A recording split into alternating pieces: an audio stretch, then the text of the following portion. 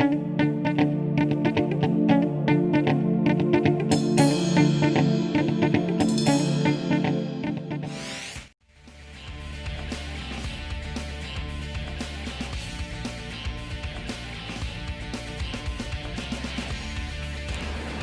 عليكم ورحمة الله وبركاته. أهلا بيكم. معاكم توت عنخ آمون الملك الذهبي. كنا اتكلمنا الحلقة اللي فاتت عن الملك خفرع رابع ملوك الأسرة الرابعة. النهاردة معادنا مع ملك تاني من ملوك الأسرة الرابعة وهو الملك منقورع. ولو أول مرة تشوفنا ياريت تدعمنا باشتراك وتفعل الجرس. يلا بينا.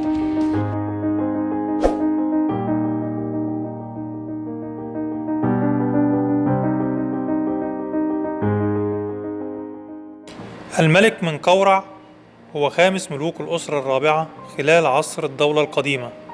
حكم مصر 18 عاما تقريبا. ابن الملك خفرع واسمه يعني طويل العمر مثل رع. تزوج بعد اعتلائه العرش من أخته الأميرة خعمر نبتي الثانية، والتي أصبحت الزوجة الرئيسية والملكة الأولى، والتي أنجبت ابنه وخليفته على العرش شبسكاف. بنى ثالث هرم في الجيزة بجوار هرمي جده وأبيه خوفو وخفرع. هرم منقورع. بنى الملك منقورع الهرم الأصغر بين الثلاثة أهرامات الكبرى في الجيزة، ويبلغ ضلعي قاعدته 102 متر و20 سنتي في 104 متر و60 سنتي، وارتفاعه 65 متر و55 سنتي، وهو أصغر كثيرا عن هرمي خوفو وخفرع.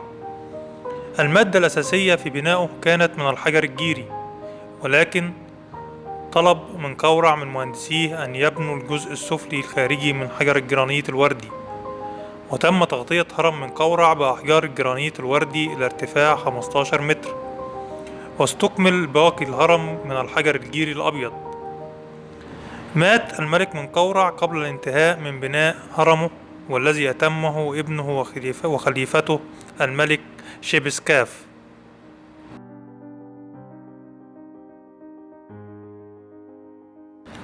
ثالوث منقورع سمي بهذا الاسم لأنه يحتوي على ثلاث مكونين رئيسيين، وهم الملك والإله وحاكم الإقليم.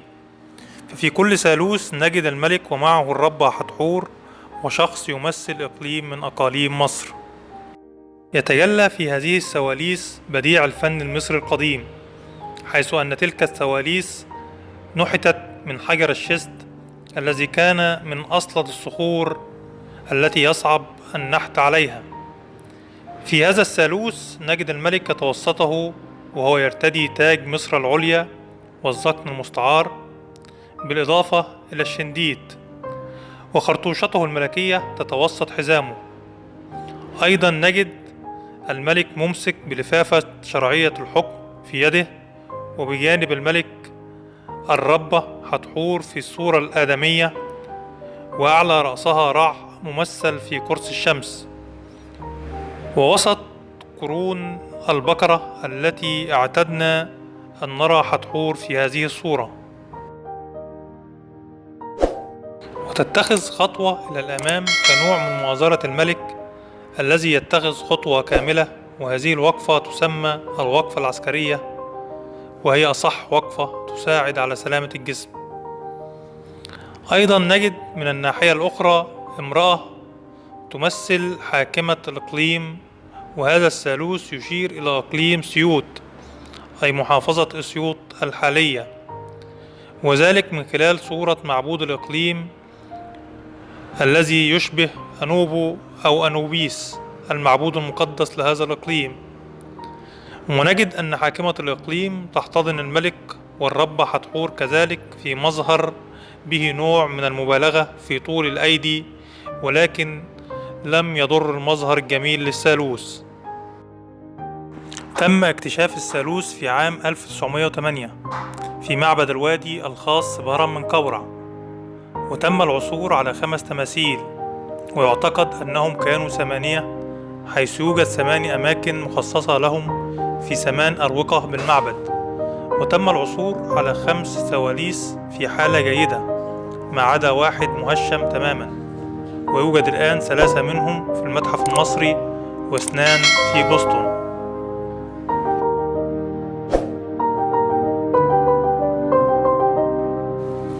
تمثال الملك منقورع وزوجته خاعمرنبتي الثانية.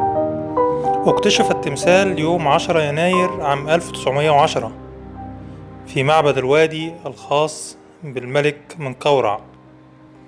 التمثال مصنوع من حجر الشيست الرمادي، أبعاده 142 سنتي في 57 سنتي في 55 سنتي. يمثل التمثال الزوجان يقفا جنبا إلى جنب ويحدقان في الأبدية. يمثل مثال الملكية والشكل البشري المثالي. الملك يرتدي الزي الملكي، النمس على رأسه والذقن المستعار، وملامحه تدل على القوة.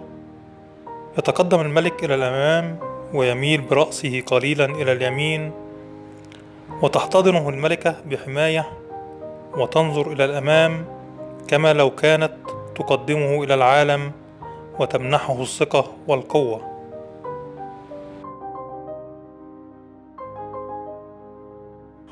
لو عجبكم الفيديو ياريت تدعمونا بلايك، ولو لسه ما اشتركتش في القناة اعمل اشتراك وفعل الجرس علشان يوصلك كل فيديوهاتنا.